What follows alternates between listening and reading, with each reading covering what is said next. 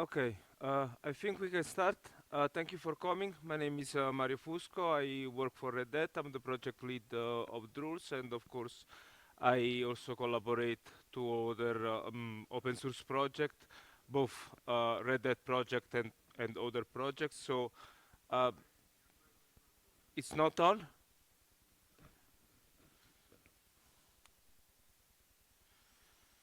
Should be on. Don't you hear me? Okay. Okay. Yes. Okay. Once again, so my name is Mario Fusco and I work for Red Hat. I'm from Italy and I'm the project lead of Drules, which is the rule engine of Red Hat. And I'm here today to speak about Java API and how could be a few good principles to design a Java API purely based on my experience on this topic. Okay, so first of all, well, I believe that all of you knows what we mean with an API, what an API is, but fundamentally it's just a protocol for two systems to communicate.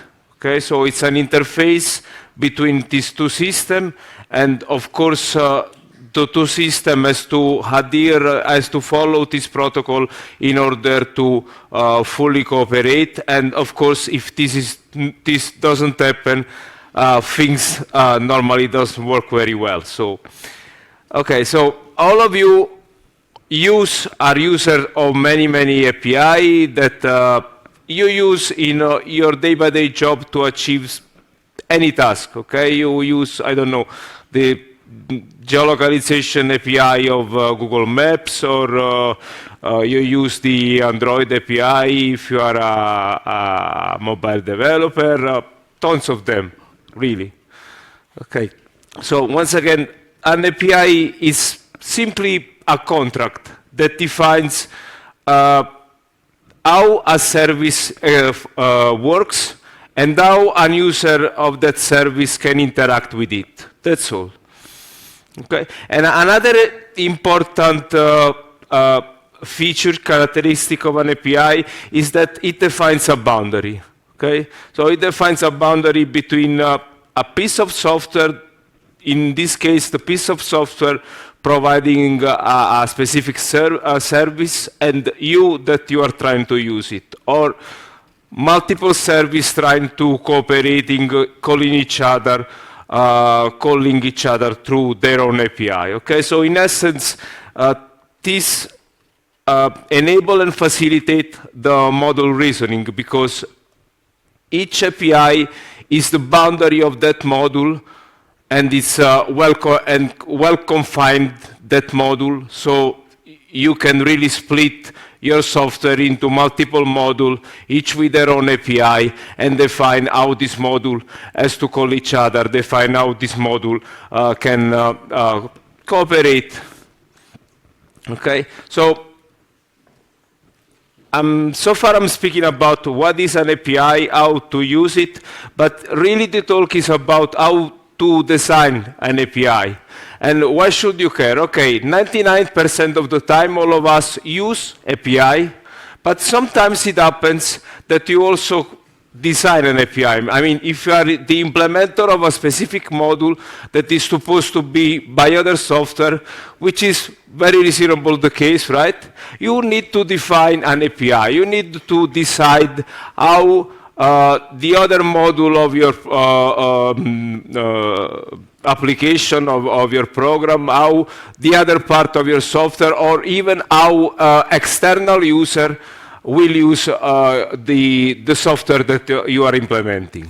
Okay, and of course there are a few basic principles to keep in mind when you are designing an API, and they are not really a few, and sometimes they are also in contradiction. I mean, you have to accept some trade-off, okay? You have to take some decision on and put the accent on what you care the most, and probably favor that thing at cost of something else, okay? But anyway, an API should be, in my opinion, intuitive and understandable and learnable and discoverable. And with discoverable is that how many of you likes to read the documentation? Okay? Normally, we don't do it. Yes, it's all my fault, yeah? But what I do is that when I'm exploring a new API, I import a library with my IDE, and I use auto-completion on a specific class to figure out which are the methods that that class provide, and how can use it, okay? And then probably if I found a method with a name that could be reasonable, serve my purpose, then I try to read the Java doc of that method and check how it works and if it's really what I look for. So this is what I mean with discoverable. It should be consistent. We will see what it means. It should be self-defensive. It shouldn't be easy to corrupt the data used internally by your software while calling the method provided by the API. Should be concise, minimal, easy to use. Should be idiomatic, okay? Should be idiomatic of your language. If you're writing a Java API, designing a Java API, and it works in a JavaScript way, probably it's not really a good idea, right? And it should be flexible, available, documented, should be at the right level of abstraction, and this is one of the most difficult things. I mean, you should, in this case, probably accept some trade-off, meaning that the right level of abstraction, meaning that you shouldn't leak internal implementation, and the method of your API should only contain what are meaningful for the user of your API, okay? And where is the trade-off? The more you expose the internals, the more probably you are giving more power to your user, which is something that what you want, because you are providing more different way to do the same thing, probably in a more optimized way or in a more, I don't know, in a way that consumes less memory or with other flavor. But by doing so, you are implicitly exposing some internals of the API. So you are putting more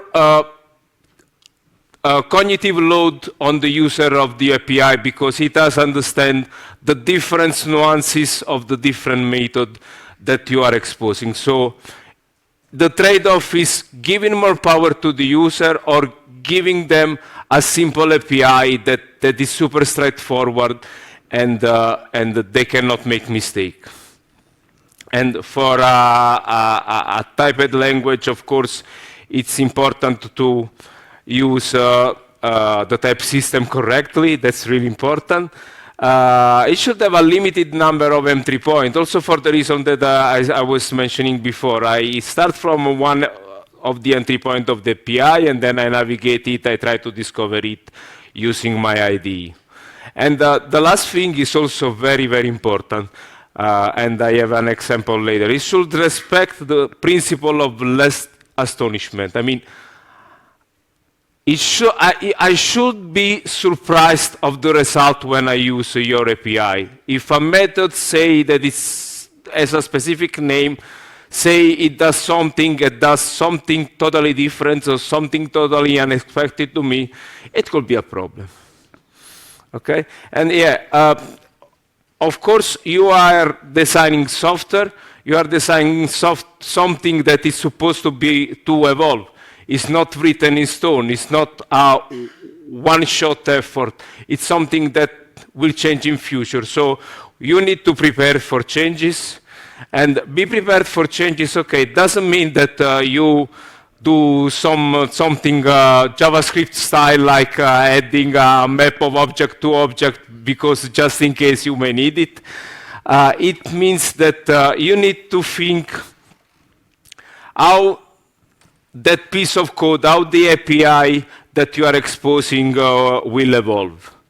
And if you are in doubt about that new feature that you are providing, think twice and possibly leave it out, okay? Many add new method to an API just because it's, why not? It's a 1 hour effort, it's nice. I'm boring, I need 1 hour, and I need 1 hour to fill, and I can implement this new method and add it to my API, okay? And I'm done. Well, you are not done. Of course, first of all, you are done when, of course, you have tested the new feature and you have documented the new feature, right? So it's not that thing.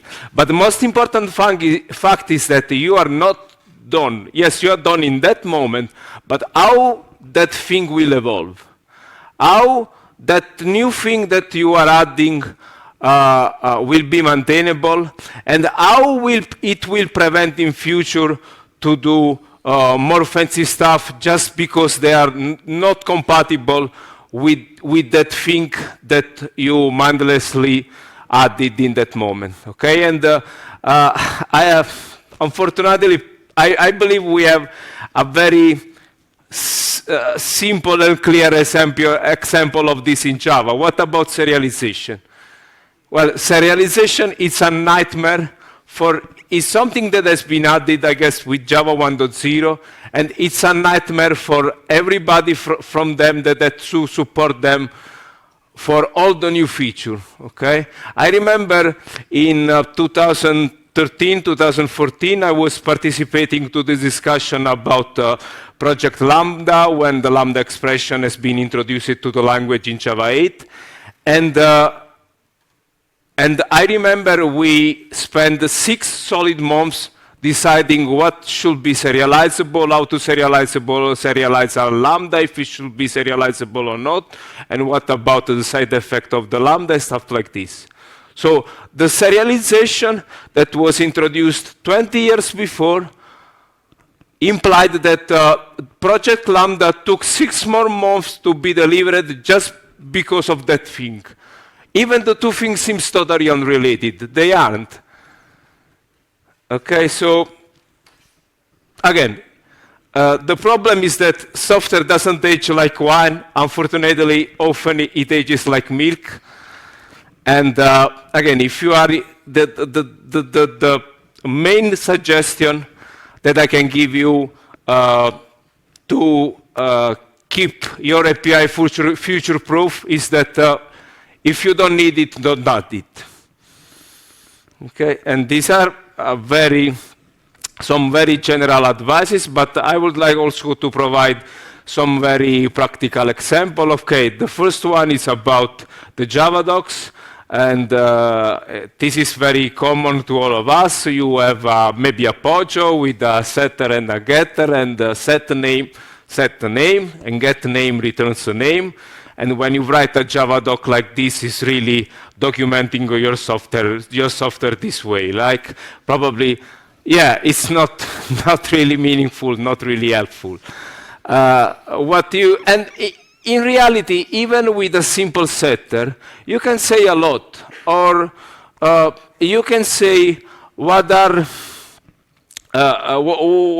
is the range of the accepted value, what happens if you try to set a value that is out of range. You can say if this thing is trade safe or not. There is a lot to be said also for a simple setter. So try to document as much as possible. Okay? Otherwise, you will end up in situation like this. Okay? You have an API that does lots of stuff, probably useful, something less, but if you don't explain what this thing is doing, you will leave your user with a lot of question marks. This is unavoidable. Okay, and once again, I come back to the original claim that an API is also the boundary of your module. So when you define the boundary of your module, you also define at that point how you use that module, how you enter through that boundary. Okay? So it's still a matter of modularity. Another thing very common that in Java we sometimes are forced to do, but we likes to do a lot, sometimes more than necessary, is adding overloading, is adding convenience method. And for instance, this is the API of the Java string builder. So yeah, lots of overloading is caused by the primitive type that 30 years ago, when Java has been decided, they made a lot of sense. They made less sense today with today's hardware. And the problem is that is an heritage of the past that we need to deal with. Another thing about, yeah, life would be better in Java without primitives, okay? At that time, in 30 years ago, was a necessary evil, and now they are a problem because it happens that we are obliged to bloat our API because of them, okay? But probably for this class, they did much more than necessary anyway. So why you need an append for a string, for an object, and for a char sequence? In all the three cases, you are taking the thing, calling a toString, which is an op on a string, and append it to the rest of the string builder. You don't really, I mean, the append with the object will be enough for all the three cases. You don't need all three of them, right? It's just bloat in your class. Okay? And yeah, and I see this more often in people designing an API. So I wanted to provide a practical example. Here I have an API that is designed to place a stock order. Okay? So what's wrong with this API? Yes? Sorry, what? Double surprise? No, I haven't understood.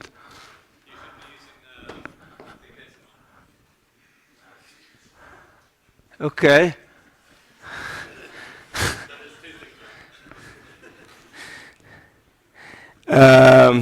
Okay, thanks. Okay. What's wrong with this API? First of all, we have too many overloads. Okay, probably not necessary. Well, these are necessary because of the business logic that I want to expose, but probably not in this way. And the other problem is that this API is inconsistent. I mean, in one case, when I'm selling something, I'm saying the price first and then the quantity. And when I'm buying something, I have the opposite. This is really inconsistent. It's really confusing. And another thing that makes a method very hard to be used is when you have a very long list of arguments.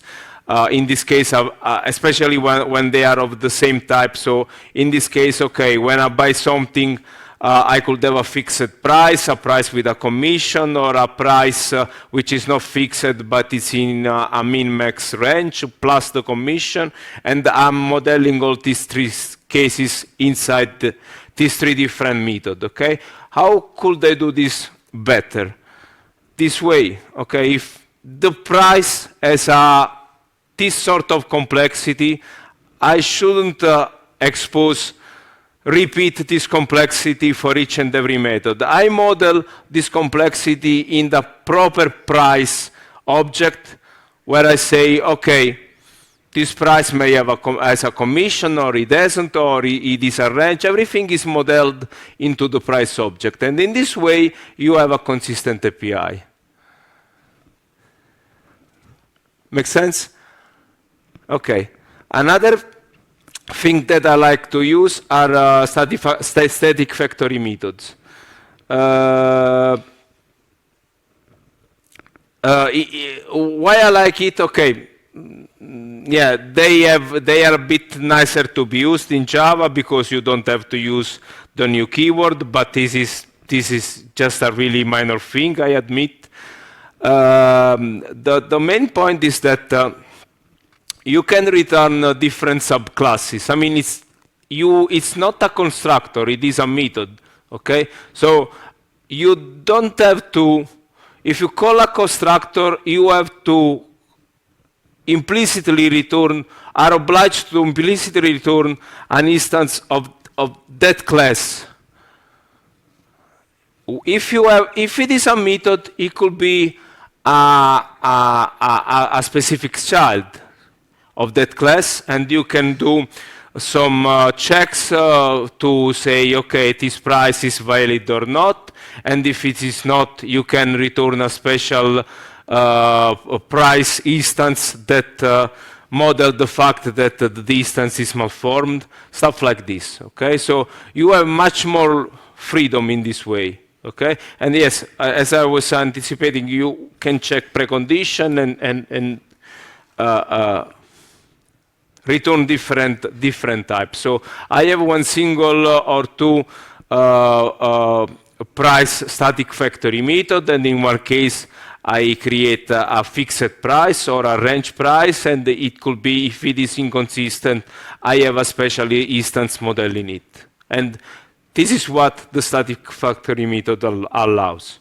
Okay? Another thing that I really like is using Fluent API. So I have an example here still with price, where I'm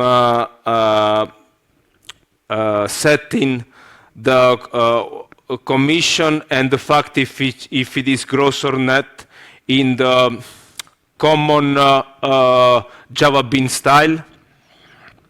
Or I have a Fluent API. Having a Fluent API meaning that you always return the same object, and in this way you can concatenate multiple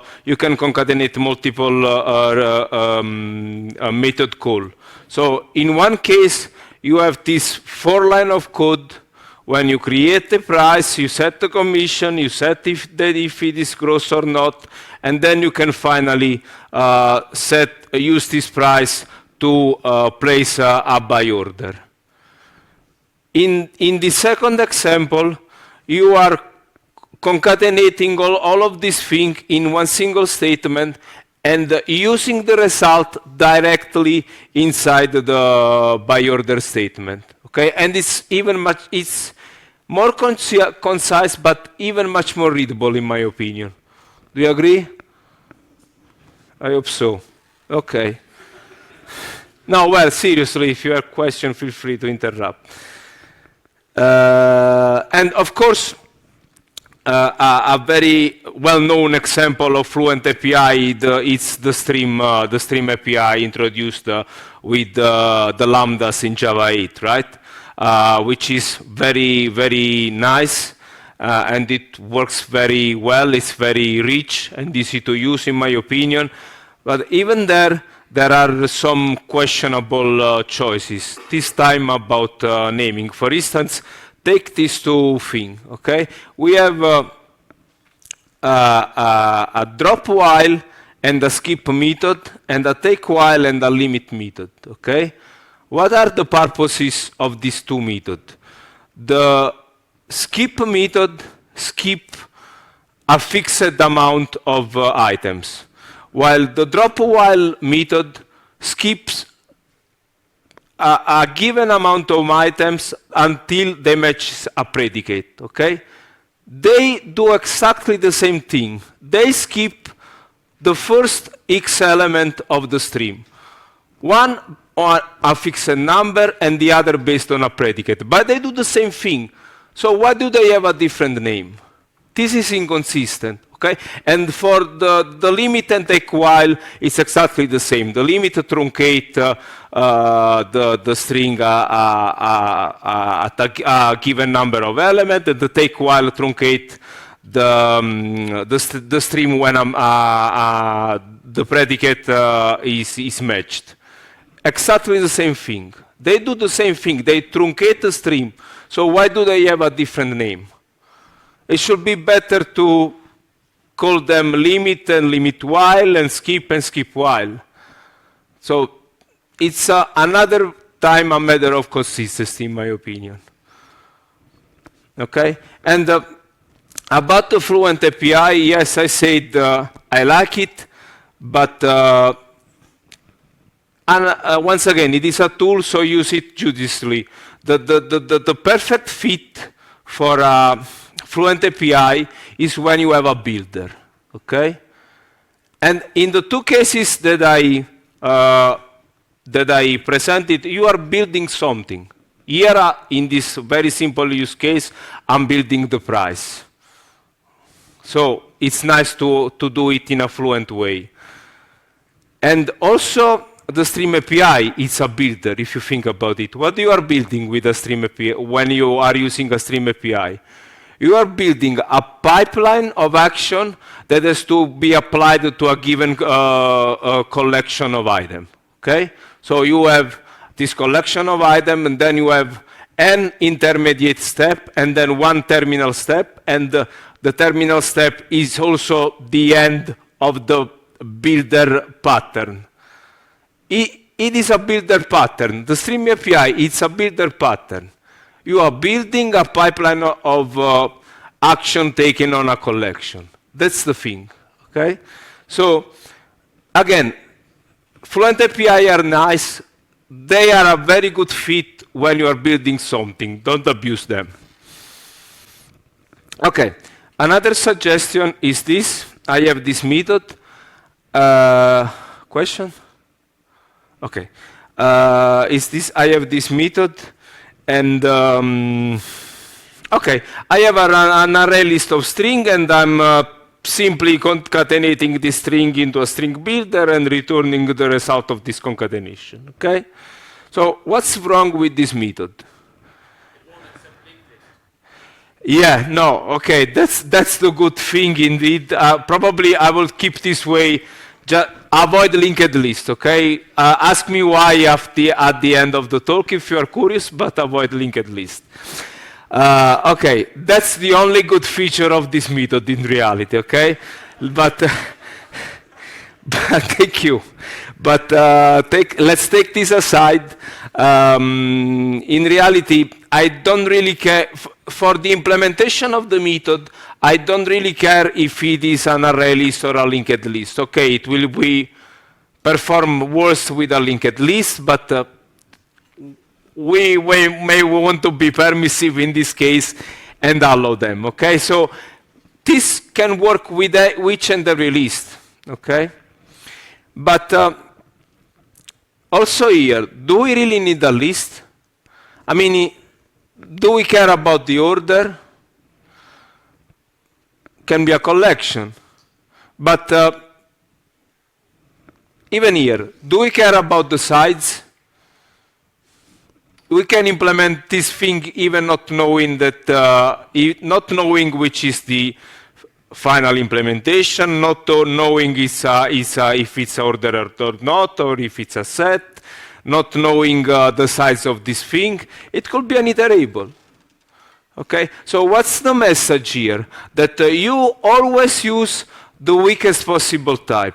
Okay, and of course, why you did this? Because this is the way to avoid the excessive overloading that I was mentioning before. If you don't do this, you will need exactly the same method, one taking a list, one taking a set, one taking an array list or a linked list, well, probably not, but you got the point, okay? But in this way, you can have just one method because you are using the most permissive time that works for you, of course, okay?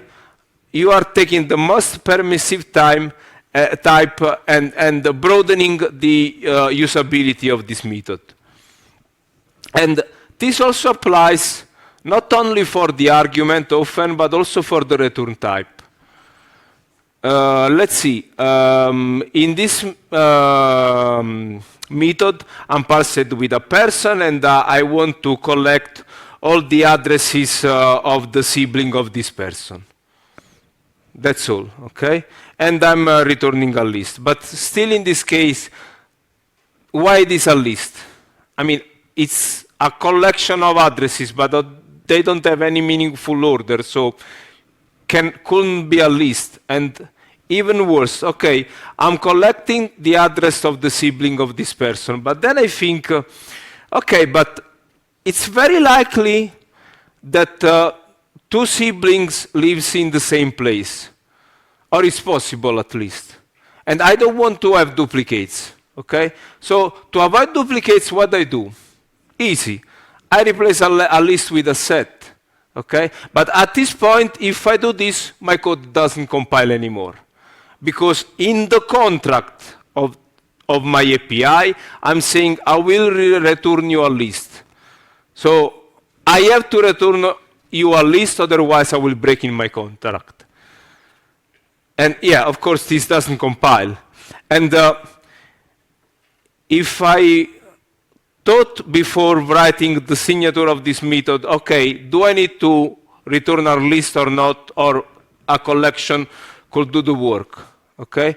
The collection could do the work, and if I had a collection in the first instance when I designed this method, when I decided this API, I could, in the implementation, I could simply replace the list with a set without having any problem. So it gives me more freedom, okay? So having the weakest possible type on the argument gives to your user the most possible freedom on how to use it. And using the weakest possible type on the return type gives you the most possible freedom on how to internally implement the method. Both are positive things, except for that future-proof goal that I mentioned it before. Okay. Another important aspect is that it's 2024, so lambdas are in the Java language since 10 years now. Let's start to use them properly. If I design, so I'm designing a listener, and this is what I expect my user to use. So this listener is now part of my API, and if my user has to write a listener and pass it to me, probably it will have to use an anonymous inner class in this case, which is very verbose. Why? Because the listener interface, it's not a functional interface. A functional interface just has one and only one abstract method. And in this case, I have two of them. Okay? What's the solution for this? Instead of having one listener with two methods, I have two listeners with one single method, okay? Because and this also makes sense, because often I'm interested in the before event or in the after event, but not in both. But even if I'm interested in both, I can register two different lambdas. But anyway, if I do this, I can register the listener by passing to it not anymore an anonymous inner class, but a proper lambda, okay? And if you look at these functional interfaces and at their signature. Okay, I defined two interfaces here, but do I need this? Because what they are now? They are consumer of event, right? So I don't need to declare them at all, okay? If my API has to be as concise as possible, I don't need to add one more item in the cognitive load of my user. Probably they need to learn in this case what is a before and after listener, and I have to document it.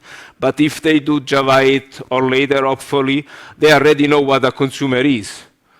So I can just throw away this by doing so, I have the double advantage that I can just throw away the listener interfaces. I can use a plain consumer, and I can allow my user to pass a lambda to it instead of an anonymous inner class.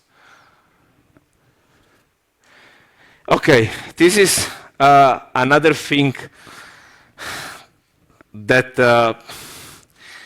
that I don't like of Java. I believe it's a mistake of the original design of the language, or anyway, no other language running on the Java virtual machine designed after Java took this concept of checked exception. The only language on the Java virtual machine having checked exception is Java itself. And in that, they are not something in the bytecode. There is not something in the proper bytecode of Java supported Java checked exception. They are only a function of the compiler. Okay? And I really don't like them because in this example, I have a writer which is a string writer. A string writer writes a string. It could never throw an IO exception. If you look at the implementation of the string writer, it never throws an IO exception when you try to write. But still, since in the writer interface, the write method throws IO exception, then I have to deal with this thing, even if I'm sure that it's not, it will be not never thrown. And even worse, this plays very, very bad with lambdas again, okay? Because now the only thing that I can do is writing a long lambda with a try-catch inside, which is very unreadable, okay? And the other issue is that there are many research, and in general, people doesn't do anything useful in the checked exception. Okay, this is something that I took on Stack Overflow a few years ago now. But what people generally do in the catch block of a checked exception is log in a statement of the whole stack trace, or just leave it empty, why not? Or rethrowing an unchecked exception, which is normally what I do. But it's just boilerplate, right? What should I? Not only is boilerplate, but it's also very time consuming. Because every time you create the exception is the most expensive class that has to be created by Java. Why? Because when you create an exception, it has to capture the whole stack trace. It's super expensive, okay? And what I do when I have a checked exception, I wrap it into a runtime exception and I retrieve it. But in this way, I'm doubling the cost. I don't want this. And yeah, preventing runtime errors with checked exception doesn't work very well. I mean, this is my experience. I believe yours is not that different. Okay? Okay, another suggestion that I could give you, never returns, avoid null as much as possible, okay? Never returns a null, but also always returns an MP collection or an optional, because if in this case the get sibling method returns a null, if there isn't any sibling, you just put it into a for statement that you get a null pointer exception and you even don't know why. Okay, so and if you think about it, the optional is just a collection when you are saying this collection can have at most one item. Okay, so you already know probably, or you already are using the list the proper way. If a method return a list and the list is empty, you don't return null. You return an empty list. Okay. You have to do the same with the optional. If you are not returning a list, you are returning an item, but that item is not there, or may not be there, so you return an optional. And by doing this, you are saying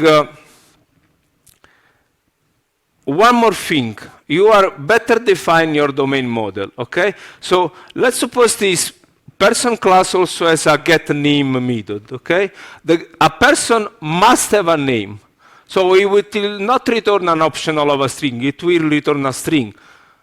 In that case, you are saying that with the domain model, that bean must have that property, okay? A person may or may not have a car.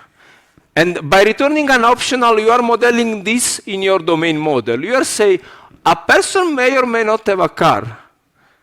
So you don't return a car, you return an optional of a car.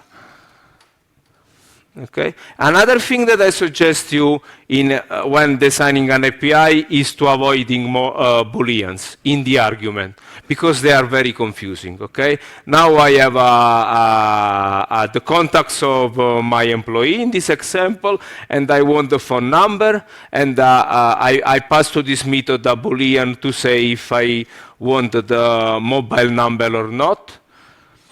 And then when I use the method, when your user uses the method, as to call this method with contacts, get phone number.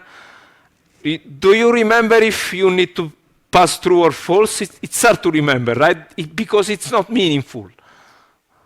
I don't remember if I should use true or false here. But, well, and even worse, it may happen in future that you will need to add a third value, okay? So at that point, what will you do? To avoid breaking compatibility, you will convert the primitive Boolean into a Boolean object, and then by using null, true or false, you will have the third option, right? I have seen this, right? Well, please don't, okay? You do this, okay? Because if you do this, you have freedom to add more item, and then your API will be much more speaking. Okay? And the other thing is that I don't like signature like this. Here I'm implementing a phone book, and I'm returning, and how the phone book is modeled. It is a map where the key is a string for the name, and then there is another map with the phone type, and then there is the list of the phone number of for that phone type and for that person. This is what this map of map is modeling. Okay, so this is a primitive obsession, because I use primitive wherever in my code, but I'm not really providing a domain model. Okay, so how you do this? Okay, this is probably a little bit more verbose to be implemented, but it's a lot nicer for your user to be used. And your goal as an API designer is not to save your work, but to save your user's work. So what you want to do is modeling a phone book, and then for each string in the map, you have an employee contact, and with the employee contact, you have the different kind of phone number. Okay? And then we come to the mother of all backshedding, of course. The optional. Okay, we discussed a lot about this. Probably we are still discussing about it. I said what the optional is for, but yeah, to me, the first time I used this thing, it broke my principle of least astonishment. Okay, because the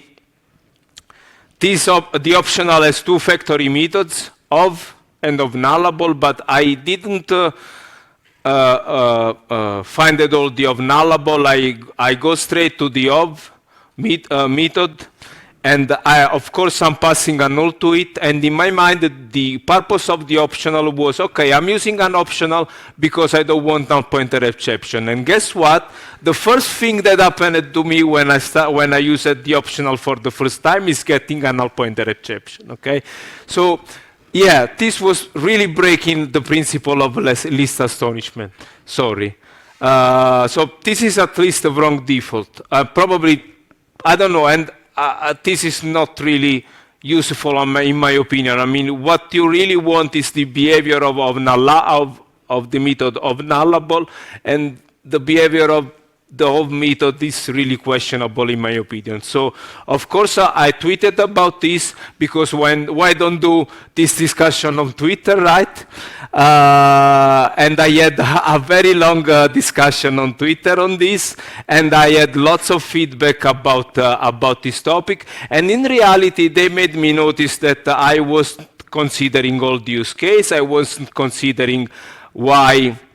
Yeah, I didn't add all the tweets here to make it written out, but they are in my slide if you want to read it. I just wanted to point out that I had a very long and pleasant discussion even with Trisha Gee, with Brian Gates, with Nikolai that will speak after me. I had this very long discussion on Twitter, and what they made me notice is that probably I wasn't really understanding the intent of optional, okay? Or I had my own intent in mind, and the intent was not that one. My main goal for optional was avoiding null pointer exception, and they explained me, as I said before, that the optional was mostly for modeling stuff, for modeling the fact that value could or could not be there. Okay, so the reason why I'm telling you this is because when you design an API, my suggestion is to talk to your colleague. As I was chatting, maybe don't do this on Twitter, but it works eventually. But talk to your colleague and do this in an iterative step. Okay, and to understand if your API is good enough or not, the only way to know is dog feeding, is use it, okay?